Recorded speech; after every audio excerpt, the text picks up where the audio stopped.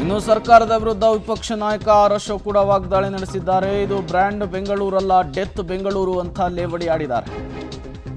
ಅಮಾಯಕರ ಸಾವಿಗೆ ಸರ್ಕಾರವೇ ನೇರ ಹೊಣೆ ಅಂತ ಕೂಡ ಹೇಳಿದ್ದಾರೆ. ಇದು ಸರ್ಕಾರದ ಪ್ರಾಯೋಜಿತ ಸಾವು.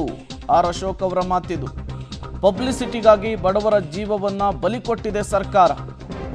ಸರ್ಕಾರದ ವಿರುದ್ಧ ವಿಪಕ್ಷ ನಾಯಕ ಆರ್ ಅಶೋಕ್ ವಾಗ್ದಾಳಿಯನ್ನು ನಡೆಸಿದ್ದು ಈ ರೀತಿ.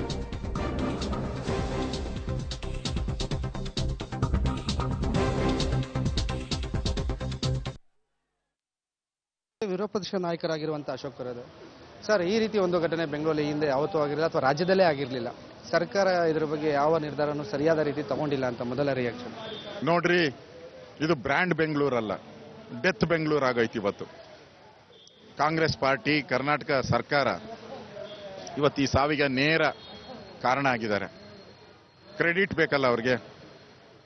RCB ಗೆದ್ದಿದ್ದು ಕ್ರೆಡಿಟ್ ಬೇಕು ಅಂತೇಳಿ ಆತುರವಾಗಿ ಮಾಡ್ಬಿಟ್ರೆ ಎಲ್ಲ ಕ್ರೆಡಿಟ್ಗೋಸ್ಕರ ಆತರ ಏನ್ ಬೇಕಾಗಿರಲಿಲ್ಲ. ಇವತ್ತೇನು ಅವಶ್ಯಕತೆ ಇರಲಿಲ್ಲ.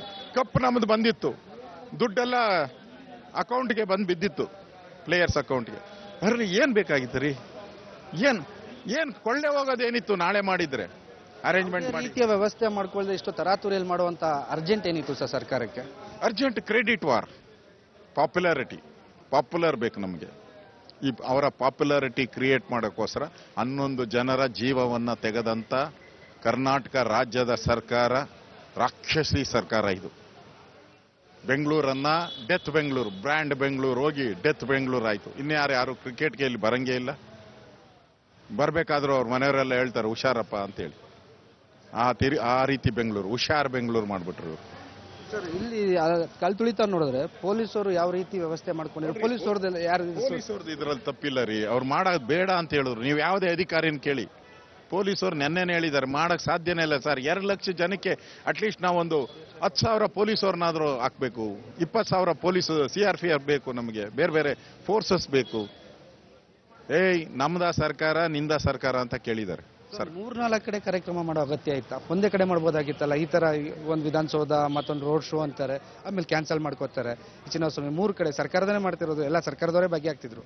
ಕ್ರೆಡಿಟ್, ಪಾಪ್ಯುಲಾರಿಟಿ ಬೇಕಲ್ಲ. ವಿಧಾನಸೌಧ ಒಂದ್ ಕಡೆ ಮಾಡಿ ಜೈ ಜೈ ಅಂತ ಕೂಗಿಸ್ಕೊಬೇಕು. ಆಮೇಲೆ ಕ್ರಿಕೆಟ್ ಸ್ಟೇಡಿಯಂ ಬಂದು ಅಲ್ಲಿ ಪಟಾಕಿ ಹೊಡೆದು ಜೈ ಜೈ. ಅವಶ್ಯಕತೆ ಏನಿತ್ತು? ನೀವೆಲ್ಲ ಒಂದೇ ಕಡೆ ಮಾಡಿದ್ರೆ ವಿಧಾನಸೌಧನೇ ಮಾಡಿ, ಅಲ್ಲಿಗೆ ಎಲ್ಲ ಪೊಲೀಸ್ ಅಲ್ಲೇ ಹಾಕ್ಬೋದಾಯ್ತು. ಕ್ರಿಕೆಟ್ ಸ್ಟೇಡಿಯಂ ಏನಕ್ಕೆ ಅವಶ್ಯಕತೆ ಇತ್ತು? ಇಲ್ಲ, ಕ್ರಿಕೆಟ್ ಸ್ಟೇಡಿಯಂಗೆ ಮಾಡಿ. ಅಲ್ಲಿ 12 ಬಾಗಿಲ ಓಪನ್ ಮಾಡಿಬಿಟ್ಟಿದ್ರೆ ಯಾವುದು ಆತನೇ ಇರಲಿಲ್ಲ. ಅಲ್ಲೇ ಮಾಡ್ಬೋದಾಯ್ತು. ಒಂದೇ ಕಡೆ ಕ್ರಿಕೆಟ್ ಸ್ಟೇಡಿಯಂ ಅಲ್ಲೇ ಅಂದಿದ್ರೆ ಪೊಲೀಸವರೆಲ್ಲ ಅಲ್ಲೇ ಇರ್ತಾ ಇದ್ರು. ನೀವು ಪೊಲೀಸರು